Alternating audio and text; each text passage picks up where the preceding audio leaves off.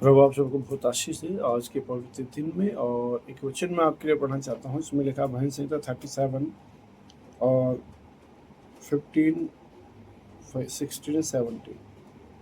उनकी तलवारों से उन्हीं के हृदय छिदेंगे और उनके धनुष तोड़े जाएंगे। धर्मी का थोड़ा सा धन दुष्टों के बहुत से धन से उत्तम है, क्योंकि दुष्टों की भुजाएं तो तोड़ी जाएंगी, परंतु यहोवा धर्मियों को संभालता है। यहोवा खरे लोगों की आयु की सुधि रखता है और उनका भाग सदैव बना रहता है। विपत्ति के समय उनकी आशा ना टूटेगी और ना वे लज्जित होंगे, और अकाल के दिनों में वे तृप्त हो रहेंगे। परमेश्वर देखे धर्मी के लिए और अधर्मी। अधर्मी का मतलब दुष्ट, जो कि परमेश्वर को नहीं परंतु अपने ही जीवन को जीता है गलत चीजों में, अंधकार की शक्तियों में। उन दोनों के विषय में कहा गया है। यहाँ पर लिखा है कि जो धर्मी व्यक्ति है, जो परमेश्वर के अनुसार काम करता है, परमेश्वर के अनुसार जिंदगी को जीता है, वो किस तरीके की आशीष को प्राप्त करता है। वो आशीष किस तरीके की होती है, लिखा है साफ तौर पे। यहाँ पर लिखा है कि जो लोग तलवार से जिंदगी जीते हैं, जो लोग तलवार के अनुसार जिंदगी काटते हैं, जो व्यक्ति हथियार से, बल से और बंदूकों से जिंदगी से, वो उन्हीं से मरेंगे। और आपने देखा भी होगा, संसार में आप देख भी रहे हैं कि जो व्यक्ति जिससे लड़ाई करता उन्हीं गोलियों से मरता है। वो चाहे पुलिस के द्वारा, चाहे आर्मी के द्वारा, चाहे मिलिट्री के द्वारा, चाहे एयरफोर्स के द्वारा, या फिर किसी भी चीज के द्वारा। जो जैसा बीज बो रहा है उसी के तहत वो दुनिया छोड़ के जा रहा है। ये बात कहाँ लिखी है? बाइबल में लिखा है। प्रभु यीशु मसीह को जब पकड़वाने के लिए अंतिम समय में आए, तो उनके एक चेले ने तलवार निकाल के एक महायाजक के व्यक्ति के कान काट दिया। तब प्रभु यीशु ने कहा कि पतरस, बस करो, जो तलवार से लड़ते वो तलवार से मारे जाएंगे। किसी ने ये बात नहीं कही, लेकिन प्रभु यीशु ने साफ कहा कि जो तलवार से मारे जाएंगे, तलवार से लड़ते हैं वो तलवार से मारे। वैसे ही जो व्यक्ति जिस चीज से लड़ाई करता है वो उसी से हारता है, उसी चीज से वो नष्ट भी किया जाता है, उन्हीं चीजों से वो दुनिया छोड़ के जाता है। इसे लिखा है साफ तौर में कि तलवार से उन्हीं के हृदय छिदेंगे। अब तलवार क्या है? संसार में देखें, तलवार एक लोहे की तलवार होती है, बंदूक होती है, लेकिन परमेश्वर का वचन भी एक तलवार की तरह है, जो काम करता है, जो लोगों के हृदय को छेदता है और उसको आर पार करता है और उन्हें मजबूर करता है परमेश्वर के सामने नम्र और दीन बनने के लिए।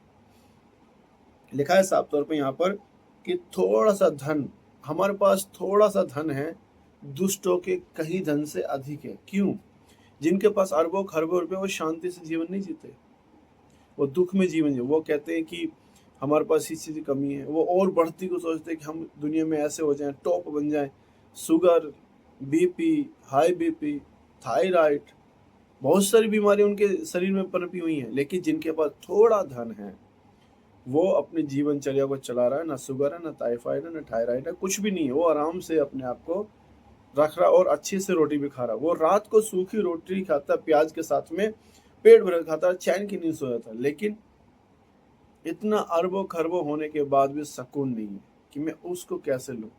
जानते क्यों? क्योंकि दुष्टता से कमाया हुआ धन वो आपको चैन नहीं लेने देगा, लेकिन खुशी से कमाया हुआ धन, धार्मिकता से कमाया धन, पवित्रता से कमाया हुआ धन, वो आपको आराम और तसल्ली देगा। आपके दिल में रहेगा मैंने कभी किसी की बेईमानी नहीं की, मैंने किसी को लूटा नहीं।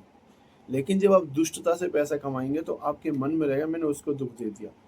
मरने तक आप क्या करेंगे उसको सोचते रहेंगे। इसीलिए थोड़ा सा धन, पवित्र व्यक्ति होगा, थोड़ा सा धन आशीष में होता है। लाखों करोड़ों रुपए से उत्तम है कि आपके पास थोड़ा पैसा है, वो आशीष में, उसमें संतुष्ट आप रहें। परमेश्वर उसमें बहुत आपको आशीष देगा।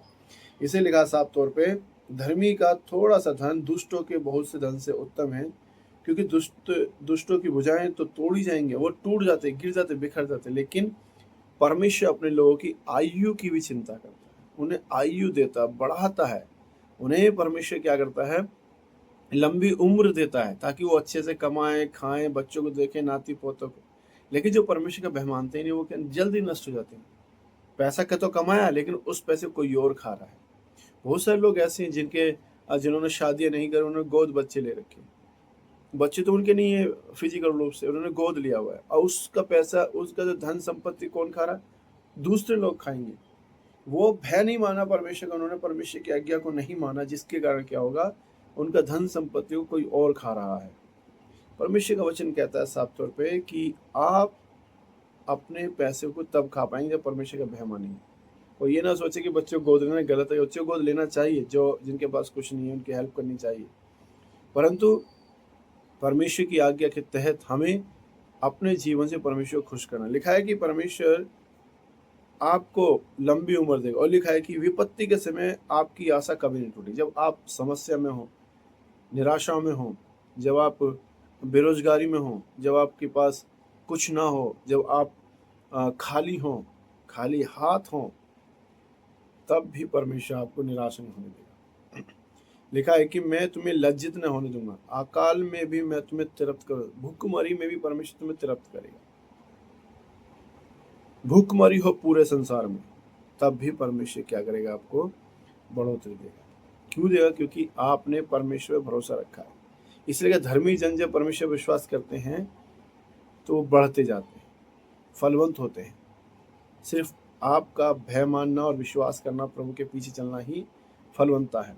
इसे लिखा है परमेश्वर आपकी ज़रूरतों को खुद ध्यान रखता है। प्रभु आपको बहुत आशीष दे, और परमेश्वर धन्यवाद है सुंदर दिन के लिए। Thank you so much.